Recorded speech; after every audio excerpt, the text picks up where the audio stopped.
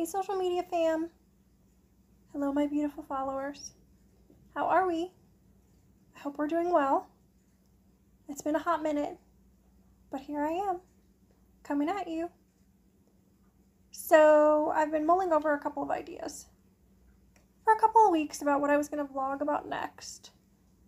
And I follow a couple people on social media, well, more than a couple, other individuals with disabilities. And they have shared that, I'm not sure if it's today or tomorrow, is the 30th anniversary of the Americans with Disabilities Act. So, it's as old as I am. Well, actually, I'm older by a few months. So that's what I wanted to talk to y'all about, because it's a big anniversary, and it's super important, a super important act that was passed, a piece of legislation, and I wouldn't have the life that I have without it, or the quality of life that I have without it, because it has done so much for people with disabilities. So I'm just going to read a quick little blurb, and then I'm just going to share a few things about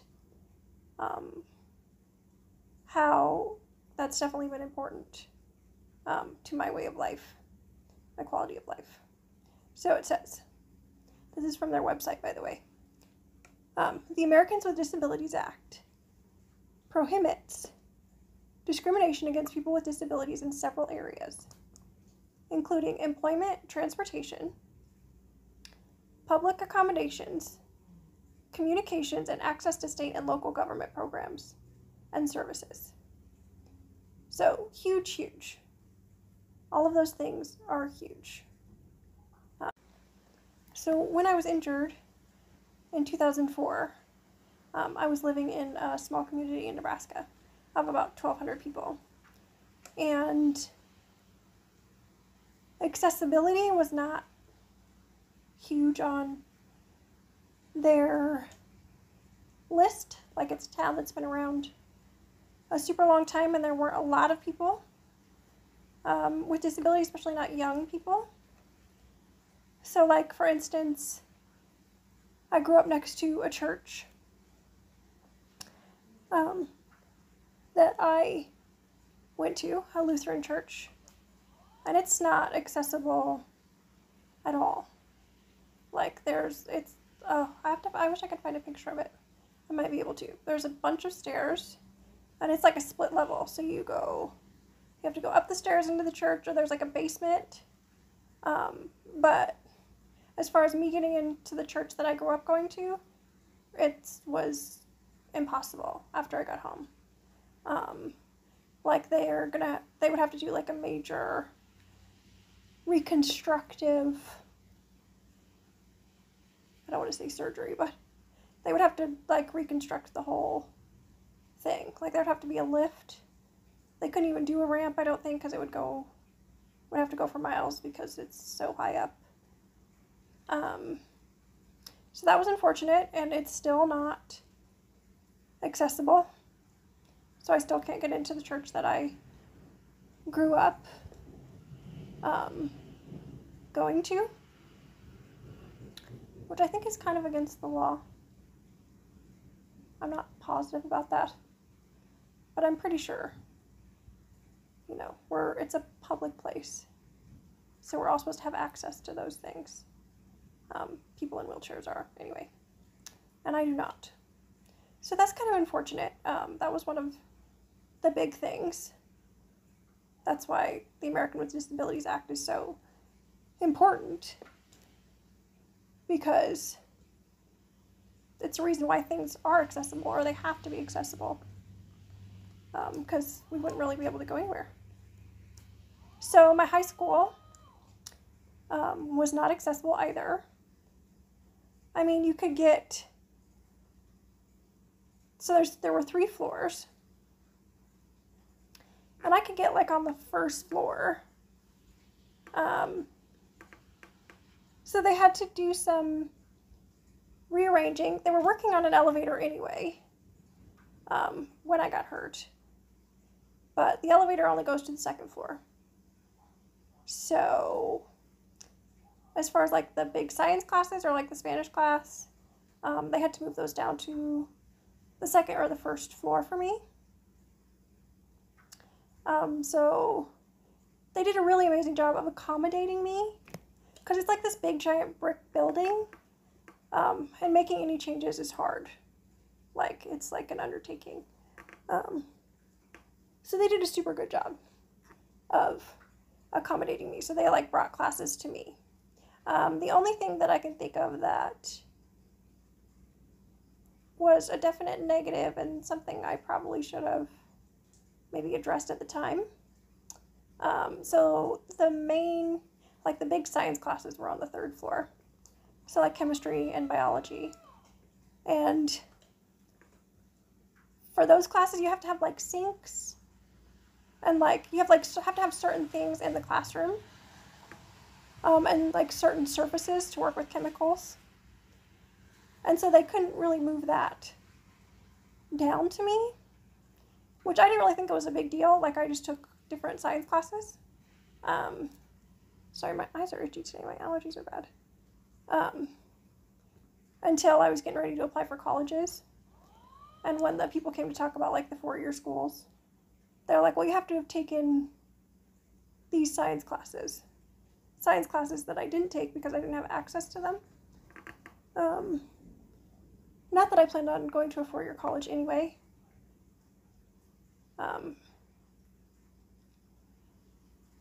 But it would have been nice to have the opportunity.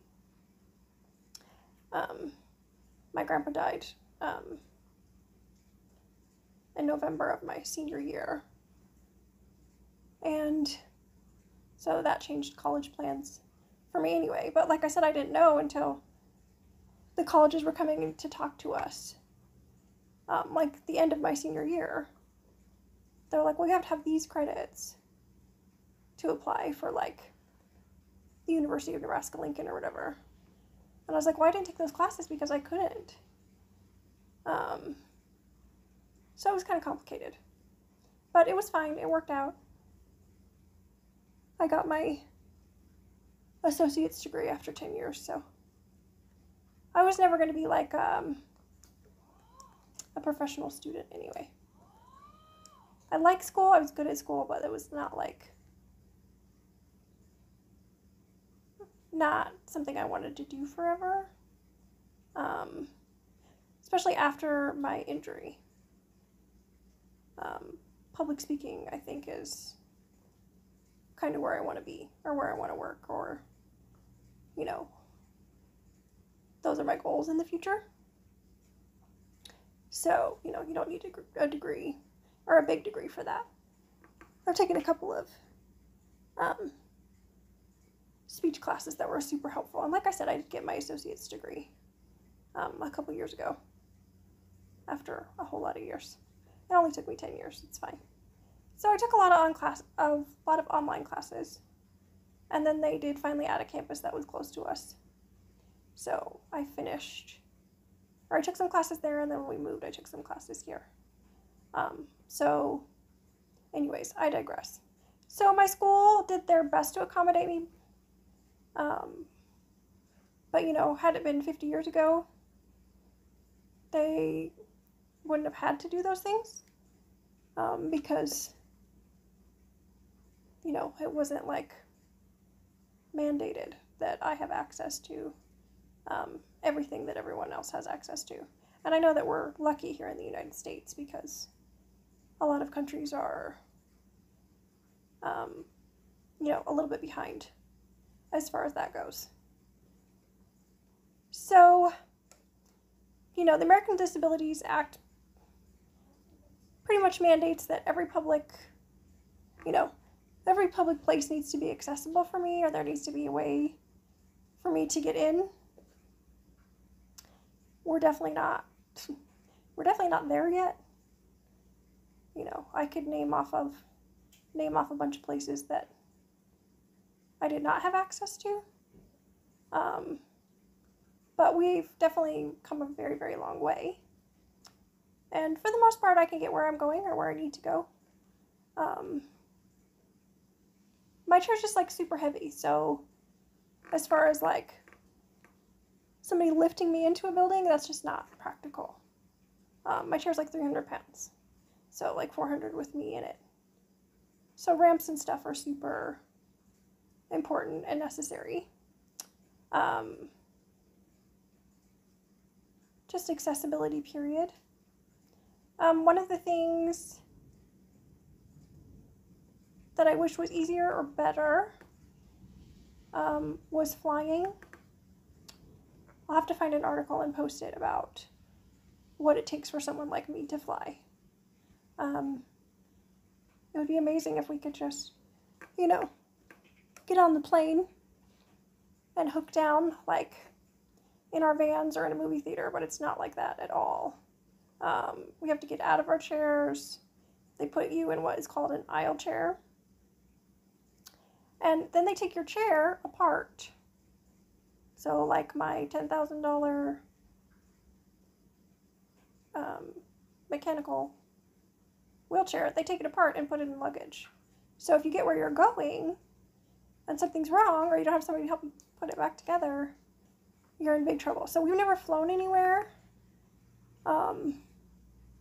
And it's unfortunate because there's a lot of places I would like to go. But if we go somewhere, we're driving because we just don't want to take the risk of something happening to my chair in transportation.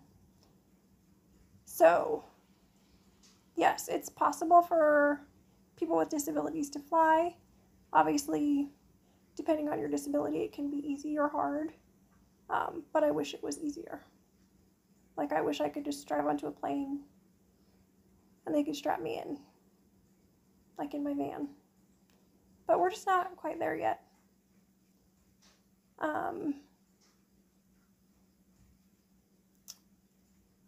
And hotels. There's usually maybe 1 or 2 accessible rooms. And if I could do air quotes for accessible, I would. We've had some really unfortunate experiences with the lack of accessibility. Even when they say to you, this is a handicap room, and it has all the room that you need and a shower you have access to, a lot of times it doesn't. So, but we've also had like super great experiences with nice big rooms. So that's been, you know, it's just good and bad. But without the Americans with Disabilities Act, there wouldn't have to be accessible rooms at all. We wouldn't have to have access to public things. They wouldn't have to accommodate us when we fly. You know, so it's important, and it prohibits discrimination, which is huge, because discrimination is not okay under any circumstance. But, you know, which we're all dealing with a lot of right now. It's kind of a hot button topic. And so I'm so thankful for the people who fought for my rights and my access to things and continue to fight for my rights and my access to things. I'm doing my best to bring awareness. So I think that's huge. Even just like talking about maybe not having access to a certain hotel or a restaurant or, you know, is important to bring awareness to your situation and maybe a change that needs to happen. So anyway, this is way longer than I wanted it to be, but they always are. I just wanted to share with you guys a little bit about, you know, how important the Americans with Disabilities Act is. Tell the ADA happy birthday, happy 30th birthday, and thank them for all that they do. You guys have any questions? If you have any ideas for me for new content, that would be super, because I need some ideas. I have another idea of something that I'm going to talk about. So I'm going to try to do it like in a timely manner. So maybe in a week I'll post another one. But I love you all.